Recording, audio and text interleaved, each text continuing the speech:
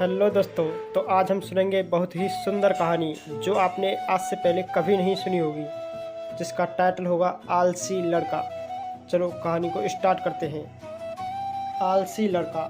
एक बहुत ही भोला भाला सा आलसी लड़का था। वह कोई काम नहीं करना चाहता था मेरी तरह, बस खाना खाता, घूमता और सोते रहता था। एक दिन उसे किसी ने बताया कि एक आश्रम है जहाँ पर कुछ भी नहीं करना पड़ता है और हर दिन 2 समय का खाना और नाश्ता मिलता है। तुम वहाँ जाकर के रहो। उस आलसी लड़के ने सोचा कि ये तो बहुत ही बढ़िया है और बस आश्रम में जाकर रहने को सोचा। और फिर वह भोला भाला आलसी लड़का अपना सारा सांसारिक जीवन छोड़कर उस आश्रम में जाकर रहने लगा। आश्रम में गुरुजी रहते थे। वह कुछ समय सबको प्रवचन देते। वह आलसी लड़का सुनता था, बाकी समय आराम करता था और फिर भरपेट खाना खाकर सो जाता था। ऐसे ही उस लड़के के दिन गुजरते गए। एक दिन आश्रम में कुछ भी नहीं बना। नाश्ते के समय नाश्ता नहीं मिला। उसने सोचा नाश्ता नहीं मिला तो क्या हुआ, भोजन तो मिलेगा। अब भोजन के समय भी उसे भोजन नहीं मिला। लड़का दौड़कर गुरुजी के पास गया और उसने पूछा कि आज भोजन क्यों नहीं बना। तो उस लड़के की ऐसी बातें सुनकर गुरुजी ने कहा कि बेटा, आज एकादशी है और जितने भी आश्रम के सदस्य हैं उनका उपवास है और तुम्हारा भी आज उपवास है। आज भोजन नहीं बनेगा। वह लड़का आलसी था और उसे भूख भी बहुत तेज लगी थी। उसने गुरुजी से बोला कि मैं उपवास नहीं रहूँगा, मुझे भूख लगी है, मैं खाना खाऊंगा। गुरुजी ने बोला ठीक है, जाओ भंडारे में से सामान लेकर के आओ और आश्रम में नहीं, बाहर ले जा कर के बना लो। लेकिन याद रखना, भोजन बनाने के बाद सबसे पहले भगवान को भोग लगाना और फिर तुम प्रसाद पाना। और फिर लड़का गुरुजी से बोला ठीक है गुरुजी। और यह कहकर वह लड़का नदी की ओर निकल गया। अब उसने पूरे बन से खाना पकाने की कोशिश की। भोजन पक गया, तैयार हो गया। इसके बाद कहने लगा कि भगवान श्री राम आइए, पधारिए और भोग लगाइए। अब जब उसे लगा कि भगवान तो आ ही नहीं रहे हैं, तो फिर कहने लगा कि मुझे मालूम है आपको तो अच्छा खाने की आदत है और मैं बना नहीं पाया और मुझे अच्छा भोजन बनाने में भी नहीं आता, लेकिन जो भी रूखा सूखा बना है आकर खा लीजिए। भगवान श्री राम उसकी सरलता पर बहुत ही प्रसन्न हुए और उस लड़के को दर्शन दिए। उसने देखा कि भगवान श्री राम आए हैं और वो केवल अकेले ही नहीं आए हैं, उनके साथ में माता सीता भी आई हुई है। लेकिन लड़के ने सिर्फ 2 ही लोगों के लिए भोजन बनाया था, एक अपने लिए और दूसरा भगवान जी के लिए। और अब क्योंकि भगवान के साथ माता सीता भी आई हुई थी, तो उसने भोजन को माता सीता और भगवान के सामने ग्रहण करने के लिए रख दिया। भगवान श्री राम और माता सीता ने भोजन किया और इसके बाद जब वह जाने लगे तो वह भोला सा आलसी लड़का बोला कि हे प्रभु जी, आप आए, दर्शन दिए, हमें बहुत ही अच्छा लगा, लेकिन आपके आने से मुझे खाने को कुछ नहीं मिला। लेकिन कोई बात नहीं, लेकिन मेरी आपसे एक विनती है कि अगली बार जब आप आएंगे तो कितने लोग आएंगे ये अभी बता दीजिए, ताकि मैं उतने लोगों के लिए ही भोजन बनाकर रखूं। भगवान श्री राम मन ही मन मुस्काए और फिर अंतर्ध्यान हो गए।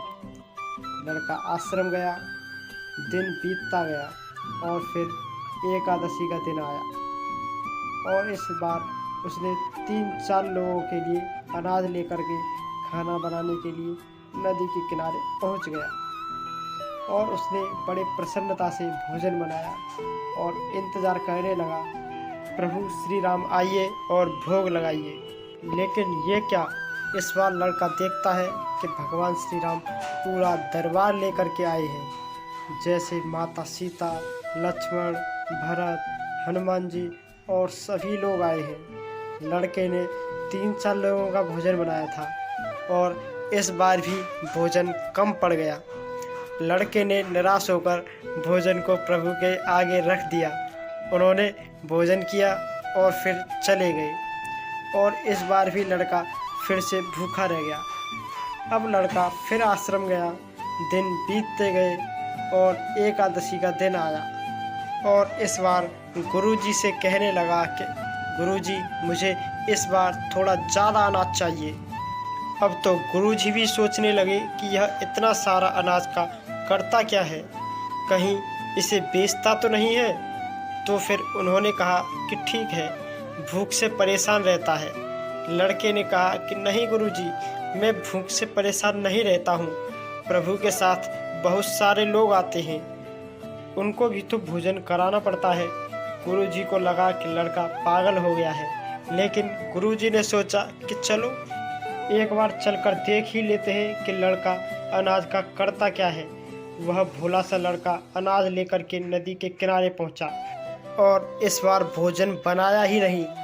उसने सोचा कि प्रभु हर बार ज़्यादा लोगों को लेकर के आते हैं, इस बार जितने भी आएंगे खुद बना करके भोग लगा लेंगे। और फिर प्रेम से प्रभु को बुलाने लगा। गुरुजी यह सब छुपकर देख रहे थे कि ये भोजन तो बनाया ही नहीं, प्रभु को क्यों बुला रहा है।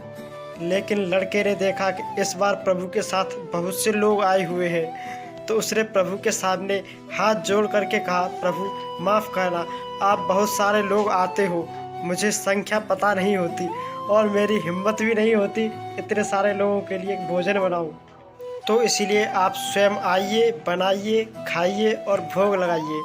प्रभु मुस्कुराते हैं और अपने साथ आए सभी लोगों के साथ मिलकर भोजन बनाते हैं। गुरुजी यह सब छुप करके देखते हैं और फिर लड़के के पास आकर कहते हैं कि तुम ये क्या कर रहे हो। लड़का कहता है कि गुरुजी, आपको दिख नहीं रहा है कि भगवान श्री राम पधार चुके हैं, माँ सीता आई हुई हैं, हनुमान जी आए हैं और भी सभी लोग आए हैं, भोजन बन रहा है। गुरुजी ने बोला कि ये तो पागल हो गया है, मुझे तो कोई दिख ही नहीं रहा है। लड़का गुस्सा हो गया और बोला, प्रभु आप ये क्या कर रहे हो, एक तो मुझे भूखा रखा है और गुरुजी को दर्शन भी नहीं दे रहे हो, जो मुझे पागल समझ रहे हैं, कृपया करके गुरुजी को भी दिख जाओ। भगवान बोले, नहीं, मैं उन्हें नहीं दिख सकता। लड़का बोला, क्यों नहीं दिख सकते, मेरे गुरुजी तो बहुत महान हैं, बहुत बड़े ज्ञानी हैं और ज्ञाता है।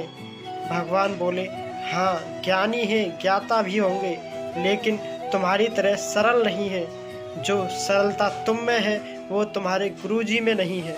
लड़के ने ये बात गुरुजी से कह दी कि भगवान श्री राम कह रहे हैं कि आप में सरलता नहीं है, आप मेरी तरह सरल नहीं हैं, इसीलिए आपको नहीं दिख सकते। गुरुजी की आंखें नम हो गई और रोने लगे कि और बोले कि बिल्कुल सही कहा, मेरे अंदर तुम्हारे जितना सरलता नहीं है। और फिर माफ़ी मांगने लगे। फिर भगवान ने गुरुजी को भी दर्शन दिए। ये कहानी हमें सिखाती है कि जीवन में सरलता सबसे आवश्यक है। जितने सरल आप बनेंगे और बने रहेंगे, उतने ही जीवन में आगे बढ़ते चले जाएंगे। जब आप सरल होते हैं तो आप खुद भी मुस्कुराते हैं और दूसरों को भी मुस्कुराने की वजह बनते हैं। तो दोस्तों, मुझे उम्मीद है कि ये आपको कहानी बहुत ही अच्छी लगी होगी। ऐसी ही इंटरेस्टिंग कहानियाँ सुनने के लिए अपने इस चैनल को सब्सक्राइब कर सकते हैं। धन्यवाद।